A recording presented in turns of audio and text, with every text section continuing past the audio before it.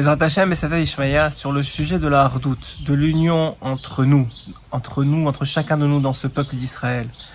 Quelle que soit sa tendance, quel que soit son niveau de religion, quel que soit qui il est, quel que soit d'où il vient, à partir du moment où il s'appelle juif, où il s'appelle un enfant d'Abraham, Yitzhak et Yaakov. À propos de ce sujet-là, je voudrais partager avec vous un enseignement du Baal Shem Tov HaKadosh, qui, l'on le sait, a amené 3 choses dans le monde. L'amour de Dieu, a dévoilé 3 choses dans le monde, a appris aux gens autour de lui, à ses élèves en premier, 3 choses dans le monde. L'amour de Dieu, l'amour de la Torah et l'amour de son prochain.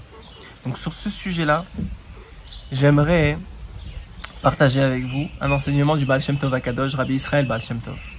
Un jour, il a posé une question à ses élèves. Il leur a demandé, dites-moi, à votre avis, pourquoi vous pensez que vous êtes des fois témoin de situations qui peut-être prêtent à une interprétation qui peut être rigoureuse face à l'autre. Peut-être on peut penser qu'il est en train de transgresser, qu'il est en train de faire du mal. Et peut-être vous pouvez le juger négativement. Pourquoi vous pensez que vous êtes face à cette situation-là? Les élèves, évidemment, attendaient la réponse du Rav. Elle ne tarda pas à venir.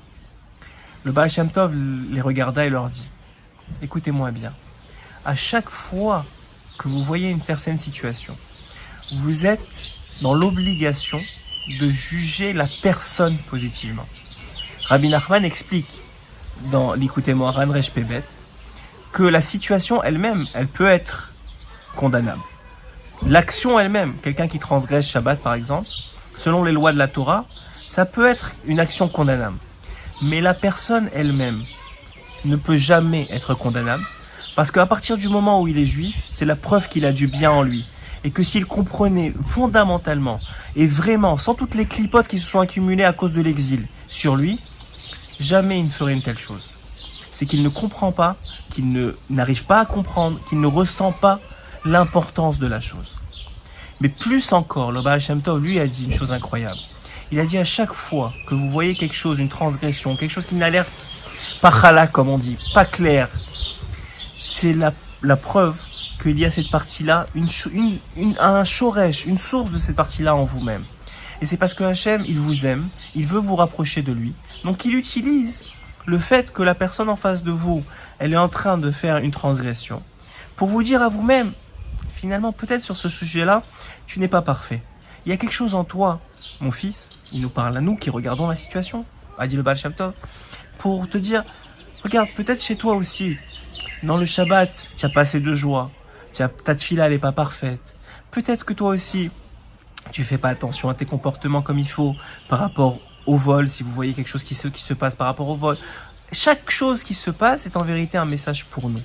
Premier enseignement du Baal Shem Tov, c'est que lorsqu'on voit l'autre, c'est en vérité que Hachem a permis que l'on puisse apprendre de l'autre pour nous-mêmes et se remettre en question nous-mêmes. Parce que si on voit l'autre fauter, c'est parce que nous-mêmes, on a cette faute qui est présente chez nous. Premier enseignement. Deuxième enseignement, et ça c'est aussi un enseignement commun avec Rabbi Nachman de Breslev, c'est que en haut, Hachem, il a pitié de son fils qui est en train de fauter. Il a pitié de son fils qui est en train peut-être d'aller dans une direction qui n'est pas la bonne. Et puis finalement, il voudrait lui donner un peu plus de temps. Un peu plus de temps et aussi un peu plus de date, de compréhension pour qu'il se rapproche de lui aussi. Mais dans le ciel, il y a le dîme, il y a la rigueur, il y a des gens accusateurs qui veulent que tout de suite cet homme-là soit puni. Et donc, il cherche un homme avec un cœur bon, en bas, pour le juger en bas positivement. Et puis quand il aura jugé en bas positivement, il va dire à ces gens accusateurs, regardez, lui en bas, avec son Yetzirara, il arrive à voir le bien chez l'autre. Il arrive à voir le bien chez son frère. Et si lui il arrive, alors vous, je vous fais taire. Et je lui donne encore quelques années pour faire tchouva. Deuxième enseignement. Le plus important, et c'est peut-être l'enseignement que je voudrais partager avec vous, c'est qu'en réalité, on fait tous partie du même corps. Et la main droite ne peut pas dire à la main gauche pourquoi tu as mal ou pourquoi tu fais ça. Au mieux, elle peut essayer de l'aider à ne pas faire. Mais jamais elle ne peut critiquer la main droite parce que c'est le même corps. Ça serait complètement stupide de faire une chose pareille. Ça serait complètement stupide de voir une main droite frapper une main gauche. Encore plus ce serait complètement stupide de voir l'hémisphère droit dire à l'hémisphère gauche tu es stupide et tu as tort. Non, ensemble, ils vont essayer de trouver la vérité. La vérité, nous dit Rabbi Nathan, c'est celle qui rapproche de Dieu. Tout ce qui rapproche de Dieu, c'est ça la vérité. Donc, sur une même halakha, il peut y avoir plusieurs opinions. Et chacun se fera son rave. Sur un même sujet, comme on le voit avec la hardoute, il peut y avoir plusieurs façons de voir cette même boule à facettes. Plusieurs facettes à la Torah.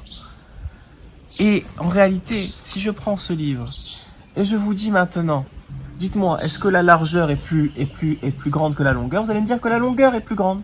Mais si je vous le montre comme ça, qu'allez-vous me dire? Alors, qui aura raison, qui aura tort? Les deux ont raison, on parle du même livre. La seule chose, c'est qu'on ne le voit pas du même angle. Plus on s'attache aux tzadikim, plus eux, ils ont une vision, comme le dit le Ramchal, dans son introduction à l'un de ses livres, il dit comme ça. Il dit que le tzadik, lui, il est en haut du labyrinthe. Et chacun d'entre nous, on est dans le labyrinthe. Et le tzadik, il est capable puisqu'il est en haut du labyrinthe, il voit où est-ce qu'elle est la sortie. Il te dit, tu vas à droite, tu vas à gauche. Donc chacun, selon son chemin, ira à droite ou à gauche. Et surtout, comprendra que son chemin n'est pas celui de l'autre. Et que si jamais ils se croisent, c'est pour deux raisons. Soit pour qu'il apprenne sur lui-même et se remette lui-même en question, soit pour qu'il aide l'autre en le jugeant positivement, sans même lui parler peut-être, juste en le regardant et en le jugeant positivement, soit pour qu'il aide l'autre à ce qu'on déverse des tonnes de rachamim, de bonté et de miséricorde du ciel sur lui, en le jugeant positivement. Voilà les raisons de nos interactions avec les autres. Et une fois qu'on aura compris ça, alors on sera une vraie famille, un vrai corps, qui pourra servir Hachem comme on a reçu la Torah, comme un seul homme. Amen, Kenny Ratza.